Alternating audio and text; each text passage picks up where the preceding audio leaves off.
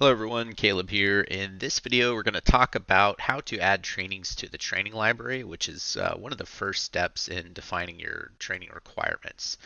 So what we're going to do is we're going to come over here to Competence and Training, and we're going to go to the training library. Click on that there, and what we're going to do is we're going to click New, and we're going to click Competence Directory. Unless you're adding a document to one of these existing trainings, kind of disregard this other stuff here. Click Competence Directory, and then what you're going to do is hit, give your training a name. So we'll do like new hire training here. And then we'll think about, okay, what is going to be the interval for this training?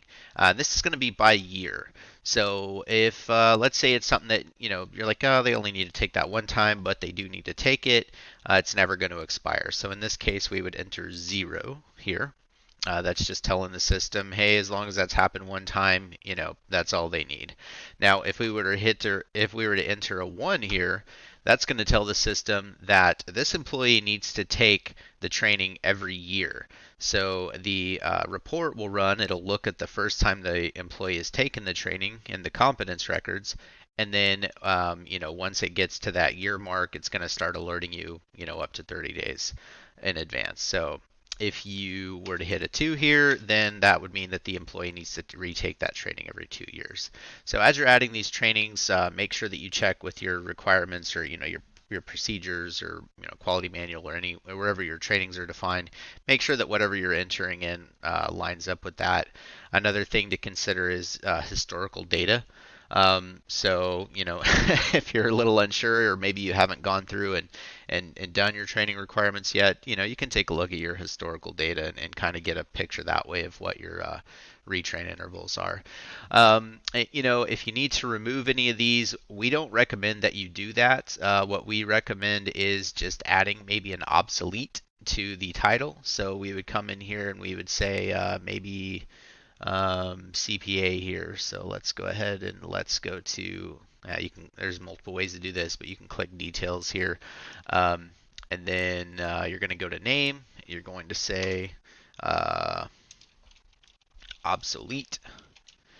And then you're going to want to make sure that, whatever you replace it with, if you do replace it, is reflected in the other areas, which, are other videos. But this is just letting everyone know, hey, if you see this value, it's obsolete, disregard it. So that's what we kind of recommend instead of removing data in the site.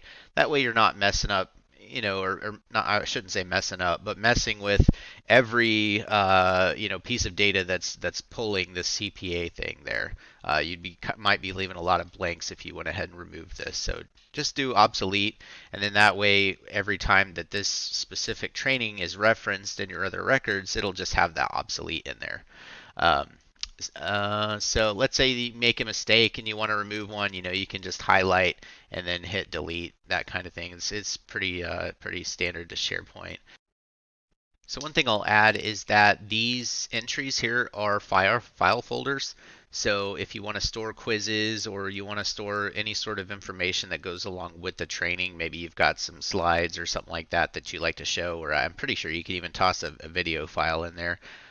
Just be careful with the size and your overall storage allotment.